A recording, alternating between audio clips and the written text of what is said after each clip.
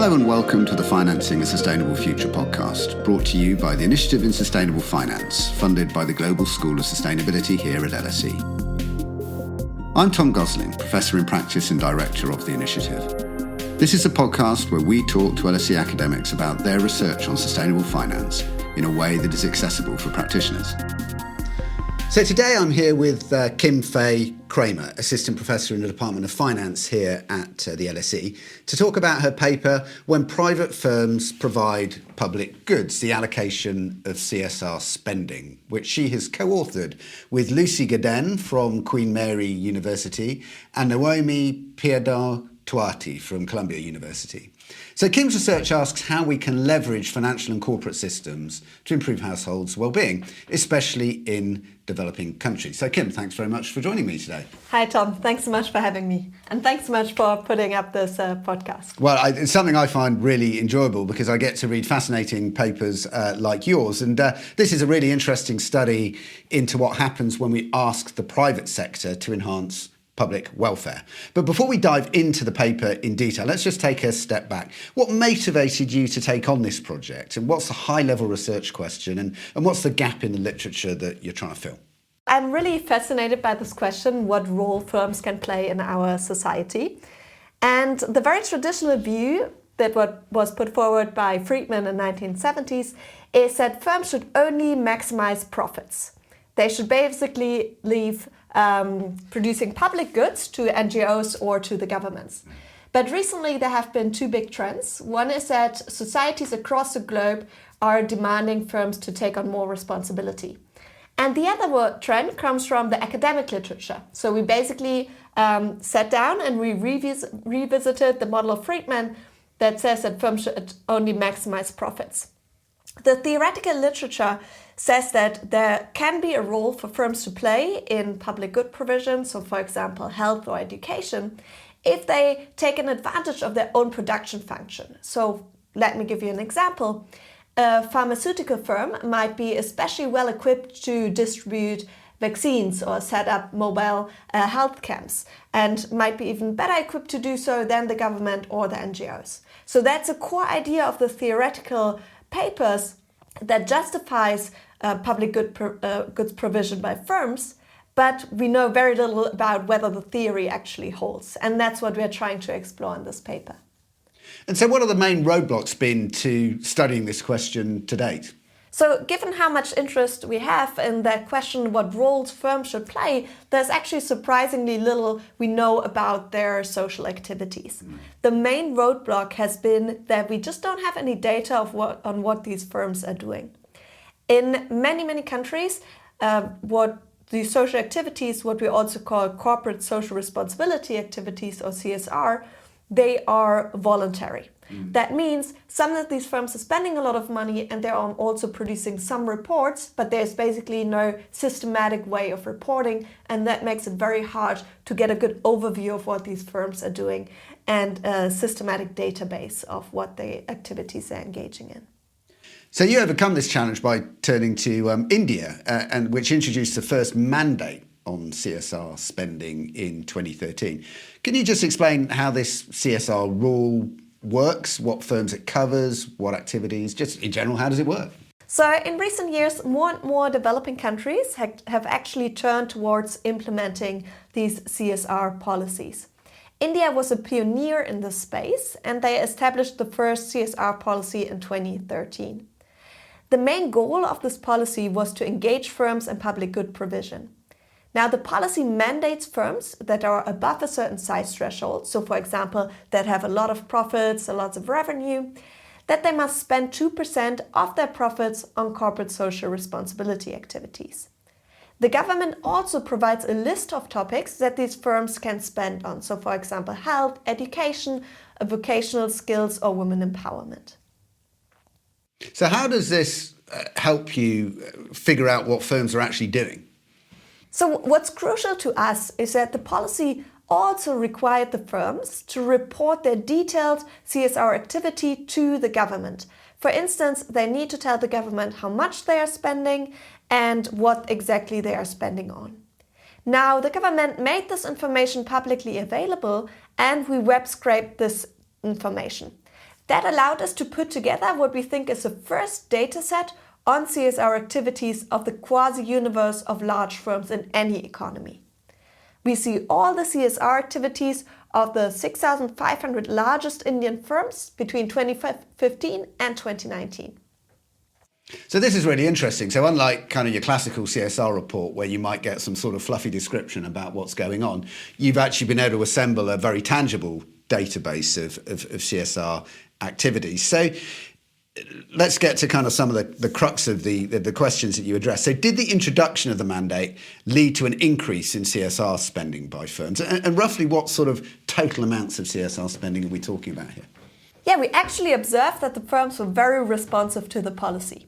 So if we look at our study period, 2015 to 2019, the average annual CSR expenditure amounts to 2.3 billion US dollar. That is an equivalent of 0.1% of GDP in India.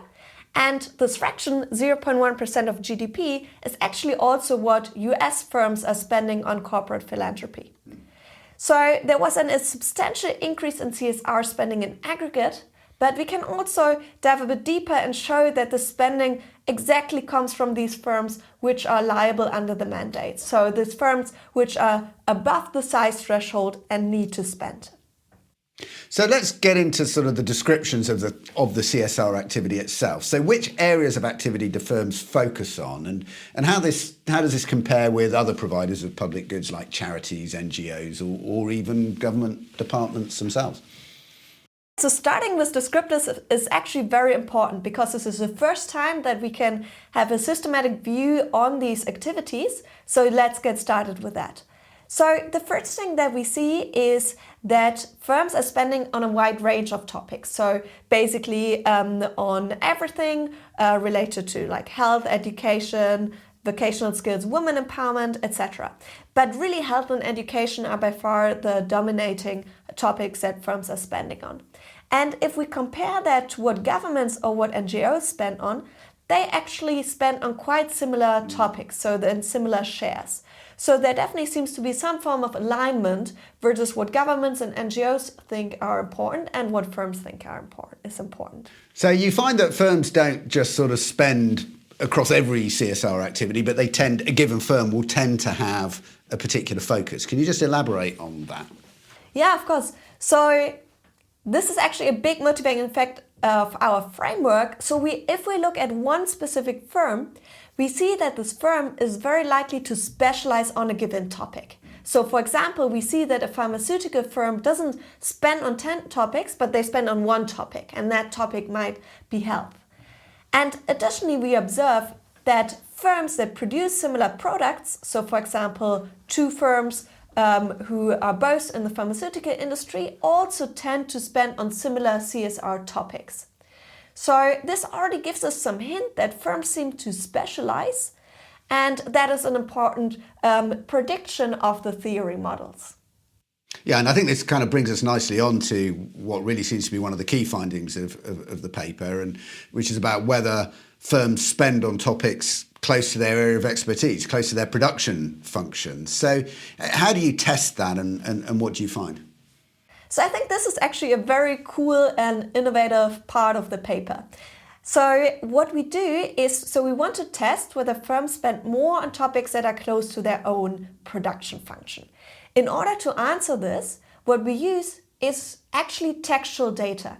And in the past, researchers have primarily focused on quantitative data, on numbers. They were not really able to work with this textual data.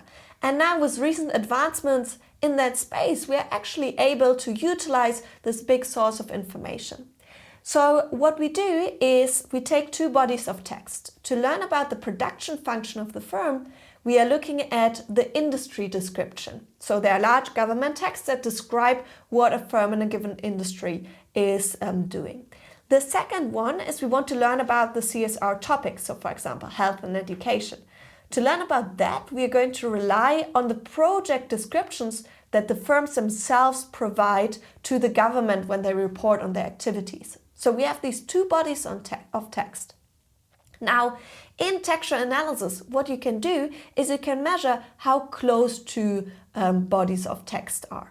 So what we do is we develop an index that is high if an industry is close to a topic and low if an industry is far away to a topic. So to give you some more intuition for this index, let me give you an example.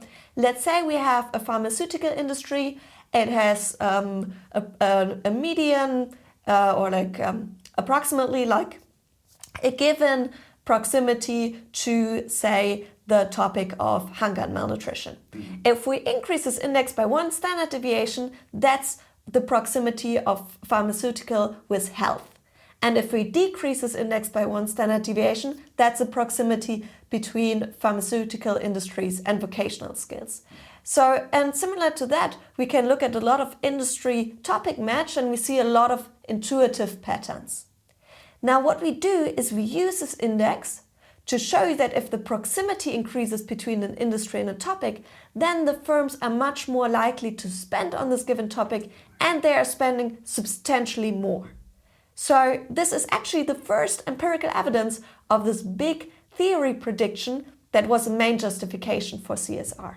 Very interesting. I mean, and so at one level, this is a good news story, right? In the sense that firms focusing on what they know about and are good at, it sounds like it's good news for efficiency of what they're doing in CSR. But you do kind of raise an issue that there could be a trade-off with equity. So can you expand on that? You're right. So while our results actually support the theory and suggest there might be some good news on efficiency, we also explore this very important dimension of how equitable these resources are distributed. We actually find that almost 30% of the CSR resources are going to one state in India. And generally, more resources go to locations that are richer than to locations that are poorer. So this is a bit in the opposite direction of what we want. If we target a more equitable distribution, we want firms to spend in areas that have a high need for that money. So this actually also holds when we look at individual topics. So if we just look at education spending, this spending goes to locations that have a high literacy rate and not to areas that have a low literacy rate. So one simple explanation for this pattern is that firms often spend very close to their own headquarters and they're likely to be located in richer states. So yes, some good news on efficiency, but definitely a caveat with respect to how equitable the distribution is. This is really interesting. So, I mean, if I kind of take a step back from what we've said so far, you're finding that actually the firms are focusing on similar issues as other providers of public goods, and actually they're focusing on the issues that in many ways they're best placed to deal with. So that all sounds pretty sensible so far, but actually the problem is that because they're obviously doing this partly for self-interest as well, they're going to focus on the constituencies most relevant to them, which are actually, you're finding, are reasonably well provided for anyway. So it's a sort of, you can look at it glass half full or glass half empty, I suppose, depending on your attitude. So another thing that you might think is that actually there could be a difference between firms who've been kind of forced to spend on CSR because of the mandate and those that were doing it anyway, or those that actually spend more than the mandated amount, because you find that some firms spend more. But actually you find it's all quite similar. So what do you deduce from that? Yeah, so looking at that was actually really important to us because we use this mandate to get the data, but of course there are many other contexts around the globe where CSR is voluntary and not mandated. So we want to understand how applicable our findings are to other contexts. Right. This is something that we call external validity, right? So internal validity is often how correct is your study in its statements, and then external validity, how applicable is it to other contexts, right? So in order to investigate this, we focus on firms that spend voluntarily, either because they already spend on CSR before the mandate or because they spend substantially more than the 2% after the mandate. And we actually find that firms that spend voluntarily are behaving very, very similar to those who are just spending under the mandate. So this gives us some confidence that what we learn might also be applicable to other contexts. So taking a step back from all of this, I mean, what do you conclude about the extent to which mandatory CSR spending in India is allocated efficiently and equitably?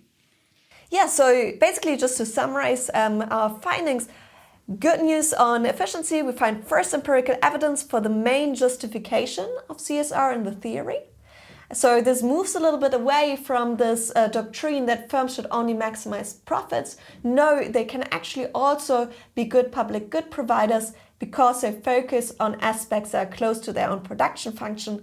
But on the other hand, we really need to be careful that these kind of CSR activities also have an equity dimensions. In particular, the firms are more likely to spend on areas that are already quite well off. And actually, what we can also do is we compare how the firms are spending, where they are spending, to where the government is spending. And if we look at it, we actually see that the government is reallocating resources more equitably than what firms would do. So yeah, this is something important to keep in mind. It is basically an efficiency equity trade-off when we think about CSR. So this paper kind of fits in with a body of work that you're doing and engaged with about promoting the fields of finance and development and their connection in research. Can you tell us a little bit about what else you're doing here and how people can get engaged? Yeah, absolutely. So yeah, I did my PhD at Columbia actually back in the day. So I was a New Yorker for 6 years. Mm-hmm. And while I was there, I got really excited about this field of finance and development. And so now there was already a pre-existing network there that really helped me as a junior researcher to get on my feet with this kind of work on finance and development. And now I'm co-organizing this network. We are called WEFIDEF. And we have webinars for early stage work and annual conferences for more established work. We had a big conference at LSE this year that I organized. And the next 2 year conferences are going to be at Kellogg University and at Bocconi. Importantly, what we're actually partnering with one of the top finance journals, the Review of Financial Studies, and we have a dual submission program in our conference. That means if you submit to our conference, your paper is also going to be considered by the editors of the journal. So yeah, it would be great to have people more engaged. If you want to learn more, you can sign up at our website. It's www.wefidef, so WEFIDEF.com.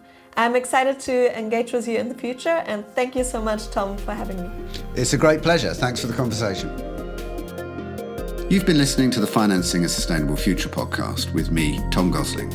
If you enjoyed the conversation, please like, share and subscribe on your favourite platform. To find out more about the work of the Initiative in Sustainable Finance, which is funded by the Global School of Sustainability here at LSE, please go to fmg.ac.uk/ISF.